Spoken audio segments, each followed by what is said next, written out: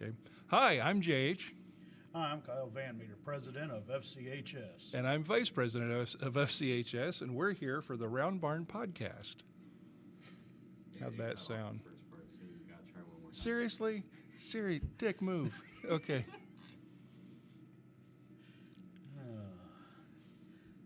You ready? You're not going to chop it off now. No, it's fixed. Reminds me of an ex-girlfriend. This won't get me. Hi, I'm JH, Vice President of Fulton County Historic Society.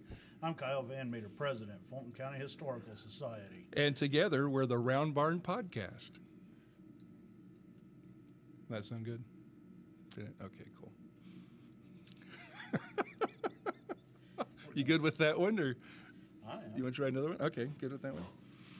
So today we're going to be looking at discussing the museum as a whole. We've had a big year, a lot of changes. Yeah, we really did change several things last year. Several new board members, and annex of the Tomball Institute out there, and we've really done a lot. And starting some new programs out there, new events. Was it Round Barn Days that we're having? Round Barn Days coming up in August. Yeah. So we're working on a bunch of changes to the Trail of Courage event. We've got representatives from the Cherokee Nation coming up. A couple Cherokee ambassadors will be joining us this year. Yeah, that's exciting with all the Cherokee heritage we have in this area to actually have them coming up here. Yeah, it's kind of oddly surprising how much Cherokee heritage is in this area, actually. So that's pretty cool. Let's see, we got changes in the museum. So we've got a whole new administration in there. Yeah, I became president a year ago, and you became vice president. Yeah. And we've got 8 new board members in the last year. Yeah, which is kind of humorous because I'd always heard that, you can't get board members for this. And it's like, ta-da, we got a whole new board.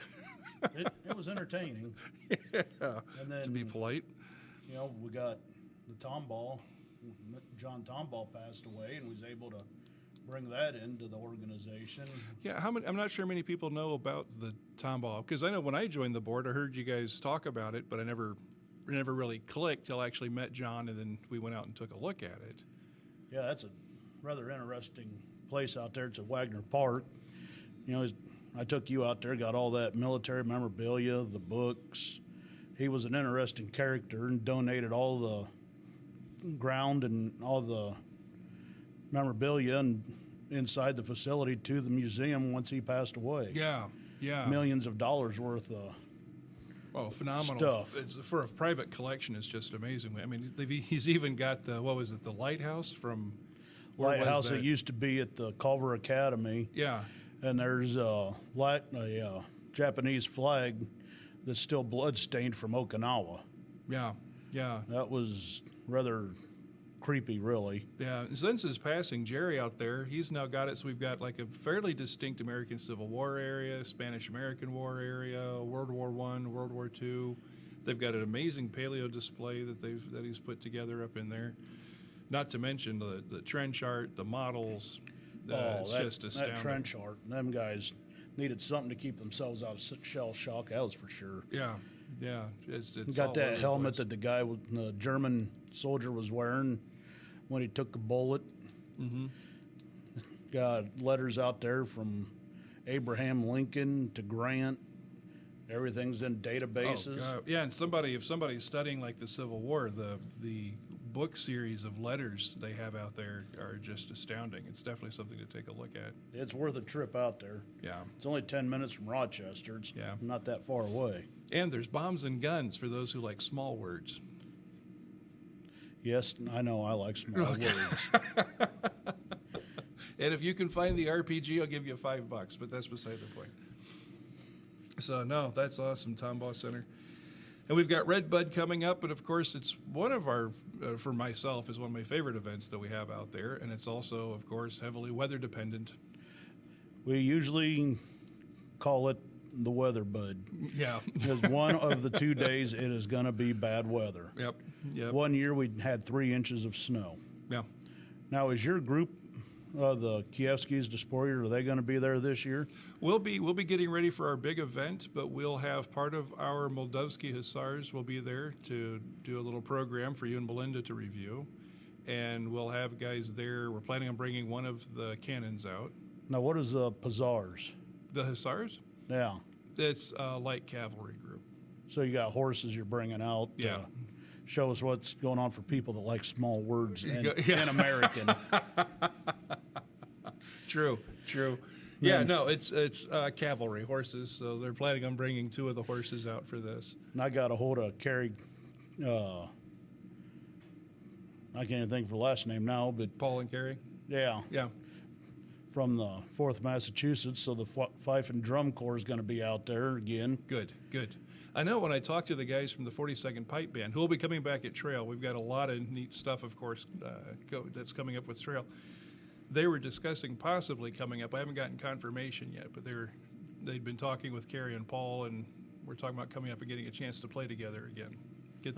Knock the rust off. Plus, they're just right down the road in Lafayette, so it's an easy run up. Yeah, it's only an hour drive now that they put in new 24. Yeah. Then hopefully we get the guys to come in for the knife and hawk throw. Yeah, that'll be a fun thing to add, a little bit more activity. Then I'll be out there at 4 o'clock in the morning starting fires for the ham and beans and beef stew. Yeah. That's a weekend I love coming around. That's plenty of good food. Kind of comes in handy. Yeah. Then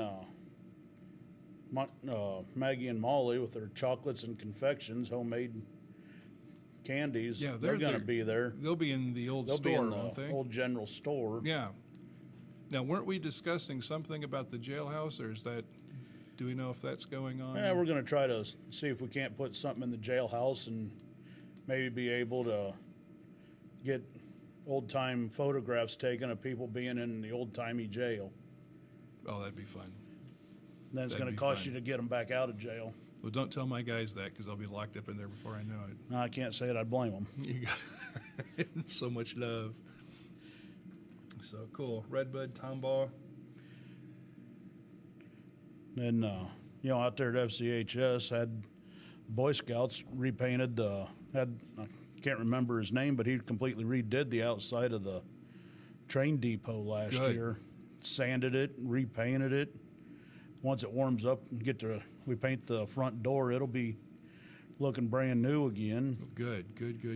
That's something we know as we're looking at this. If there are train enthusiasts who have interest out there, we'd like to actually be able to get a train display set up in there, in the depot, and ideally highlighting the train stops in Fulton County that used to be here. Well, and then we have that print shop over there with all the equipment in it. Oh yeah, it's ready to go. If That's anybody another one. I'd love to find somebody that could go in there and tell us how to run that thing to where we could print our own little postcards and Yeah. have something going on right there. That would be, I'd be ecstatic if anybody knew how to run those old-timey printing presses. Yeah.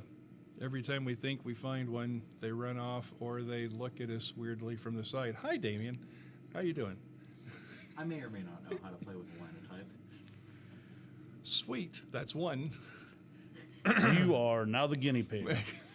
You have just volunteered. Speaking of volunteers,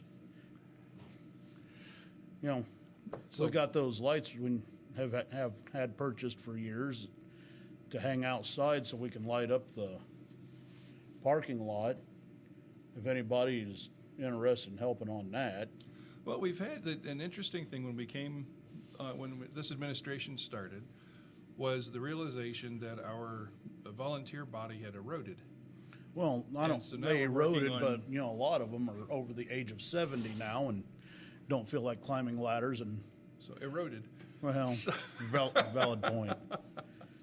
So as we're trying to move forward with this, or actually we're not trying, we are, as we're moving forward with getting the facility back up to being a destination for the region, we're always looking for volunteers that have interest in helping out and spend anything from an hour a month to however much, working whatever their strengths are. Even if just people want to get out of the house just to sit behind the desk there at the museum, just to welcome anybody that walks in. Yeah, You don't have to do any actual physical labor. yeah. just be happy to have people around, just to have somebody to talk to instead of just Peggy and Melinda all the time. Yeah, yeah. Now, didn't we? Oh shit! Strike this part. I just lost my thought on it. And here we go again with another brain freeze. Son of a bitch! Son of a bitch! Ah, damn Oh, I it. had that thought going, and it went poing right off. How's Yeah. it sounding so far? Great. Wow. See, if you said that with a straight face, I'd trust you a lot more. We probably sound like a couple old farts sitting here just cackling. It's probably just one. He's not denying it. So, It's dull as dull can be, isn't it? No. what can we do to liven things up? Oh, it's absolutely livened up. I'm just saying there is one thing that you guys don't know yet. Which is What? It stopped recording 3 seconds in. No, It's still live. going. Absolutely. Son of a. Well, I'm glad you could edit this. Oh yeah, the live gets taken down immediately as soon as I stop it, Okay. and then I edit it. Are you freaking kidding me? Note to self. Yeah, note More to self. cussing. He is under 18. We cannot beat him up Can't yet. beat his ass. No. Oh my gosh. This was Gertie's idea. This was Gertie. She's a sick bastard. And she just got out of the hospital, so we got to wait before we chew her, too. No, we don't. Yeah, we do. No, we don't. So anyway, volunteers. Oh, buildings and ground schedule. Oh, yeah. So one of the neat things that you guys have put together, I've really come to appreciate, is that you've got the buildings and ground schedule set up where you've actually got set projects that you're accomplishing each time. Rather we're than trying just to. a random, hey, show up and. Yeah. It tends to actually get something accomplished when people have a general idea. Yeah. You know, other than a bunch of monkeys running around with a mop going, what do I do now, George? Yeah. Yeah, no, it's been great watching the stuff the items get knocked off of the buildings and grounds list, seeing that actually get whittled down. It gets entertaining. He took the headphones off. Should we be nervous? He's up for business now. I just would rather listen to not echoing Ah. anymore. But, yeah, you know, because we're going to have to be doing maintenance on the windows of a lot of those buildings since they were built in the 1800s, early 1900s. They're needing reglazed and a lot of work there.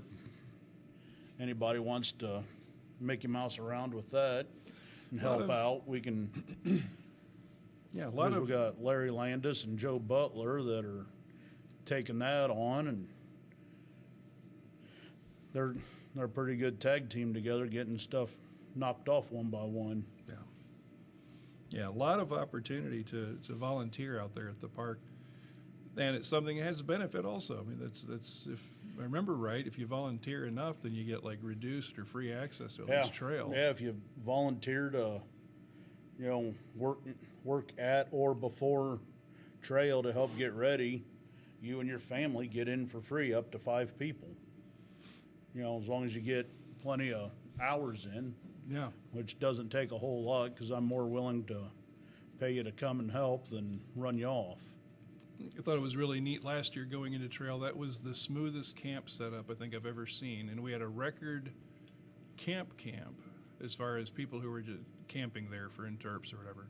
So we had a record-sized camp. That was awesome. I loved how what was normally a 3 or 4 day mowing project you took out in like 12 minutes. Well, when you show up with a 10-foot disc bind and you're mowing at 12 mile an hour, that is the first time in my life I've ever had people cheering at the side of a field for me to mow. Oh yeah, my guys were loving it when they saw you come flying down through. They just all stopped and they're like, "This is so awesome." I guess it did beat the heck out of the 22-inch push mower you guys had sitting there. Yes, it did. Yes, it did. Although Abby was kind of annoyed she wouldn't get to play with her zero turn, but nonetheless, the big thing was getting it set up efficiently. You know, because Kevin McClellan, he comes in, gets the hay made, gets it out of there, and then gets that little bit of regrowth. No. Just afraid of somebody walking out there, getting their toe caught, going down, and then you got a problem. Yeah. Yeah, that was a new one. Never been cheered on while mowing hay. Been cussed a few times, but never cheered. Well, again, those guys have seen, they have spent over the last several years, they've spent a lot of hours cleaning up before the event, a lot of hours helping set up the event.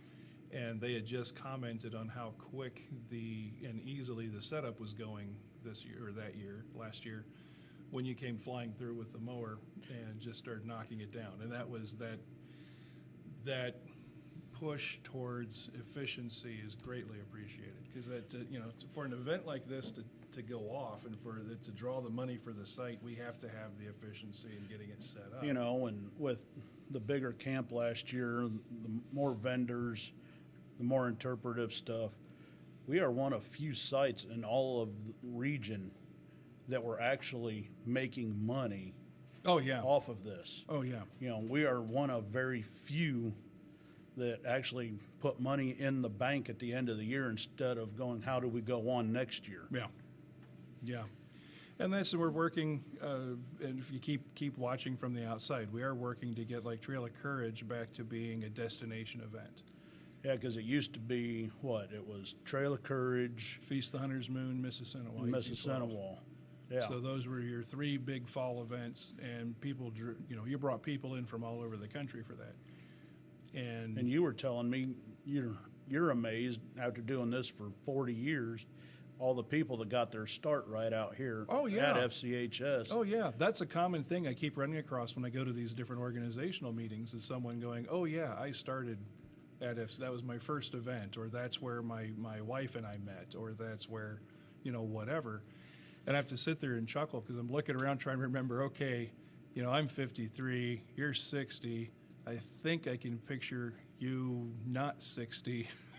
Did we run across each other back in the day? The only thing I remember from back then was going down to the Jacksons and getting barbecue. Yeah. And then the Jacksons would come up to the Mount Hope booth and get the donut holes for a penny a piece, and their mother would send them with 1 penny to go get one. They'd go back and get another penny, and it was just back and forth all day because she was tired of them driving her nuts. Yeah.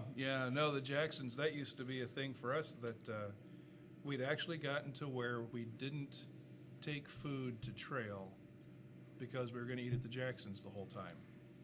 And then the year they stopped, we were all caught flat-footed because we show up and there's no Jacksons. It's like, what the heck? But Yeah, now we've got, now we're doing the applesauce, and my guys are doing that apple sausage booth, and that's been working well for us. Yeah, they got that turkey and noodles down there. And last year they handed me a squash pie, and I can't remember what the other type of pie was. They were both pretty dang good, and they told me to ask which woman, tell which woman had the better piece of pie. Oh, that's a problem. That's dangerous. Well, I told them it depended on what mood I was in. That works. Well, then we've got the Buffalo Burger booth. We got the smoked duck going on down there. Everybody shows up for the apple dumplings. Yeah. And Danny Tyler and his family, they're doing the potato chip booth. Yeah. You got Who are the blacksmiths down you there? got the Masons doing pancake and sausage and in the morning for breakfast, and they got loin for lunch and tenderloin sandwiches for lunch, and you got the Rotary Club do smoked pork chops. Ooh, that yeah. sounds good. Yeah. Well, we just over at our booth, we just opened up to doing. Last year was the first year we did biscuits and gravy, sausage gravy. That was pretty good. All day, because we kept having people request that, so we just went ahead and left that open all day. And that was good. I really appreciated that. And then you got, the McClellan family with their, venison chili and their fry bread. That's good stuff there, too. Yeah. Yeah, If you walk away from this event hungry, that's your fault. It's not ours. And hopefully we're able to get grants in place and make this grow even more than it has been. we get this stuff taken care of, possibly get Wi-Fi so all of our vendors can use credit card readers this fall, that would be quite a accomplishment. Well, that's one of the things that in the overhaul, some of the stuff we're doing isn't necessarily going to be that evident on the outside, but there's a lot of work in the background working to get things like electric down through the property, getting the Wi-Fi down through the property, taking the event, even though it's oldie-timey, but bringing it to the 21st century, because that's where a lot of the vendors and such have already gone, and we need to do that in order to make it so it's someplace they want to go. Yeah, majority of people don't carry cash anymore, and right now we're a cashless or a cash-only facility. Yeah. So hopefully we can actually get this brought into the 1990s and maybe even to the 2020 by some point. I'm hoping 2025. Please, 2025. And then, had Kent Sear came in from Michigan Tech, kind of giving us ideas of how to set up the display area there in the museum. And he went out to Tombaugh Center and come up with some ideas. Yeah, because that's in looking at, the displays there at the museum, they were great for 1980 whatever, or 1990 whatever. But we've got options and opportunities to actually upgrade it and, again, help make the museum actually, not just look, what's the word, kind of cluttered? Flea market-y, but actually have it looking like an actual museum that's actually telling the story of Fulton County, because you can get in there and get lost on how is this relevant to Fulton County. Yeah, because there's a lot of people in this area that have donated stuff out there, and you can't hardly find it because there's so much stuff. Yeah. And I appreciate being able to walk in and see everything, but, when you're starting to stack dolls and stuff on top of each other, it just starts to become a cluttered mess. And I think my favorite is, how many creamers do we have? Is it 6 or 7? if you count the one that has the mailbox on it, we have 9. We have 9. So nine cream separators. Gotcha. So hopefully we don't really need another one. Yeah. If anybody wants one.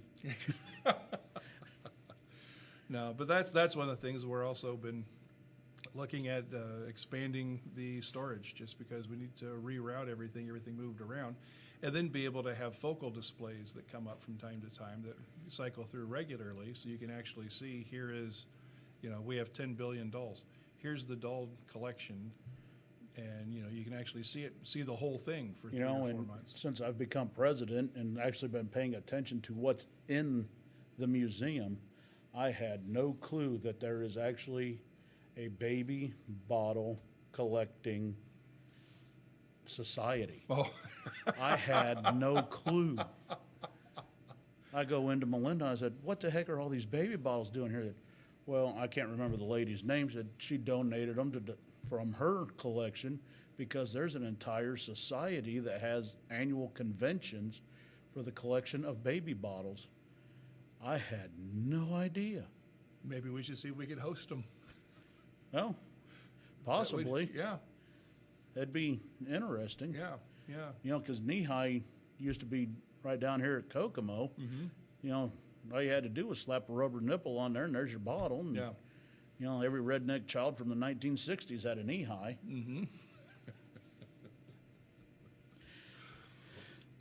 But yeah, so lots of good stuff.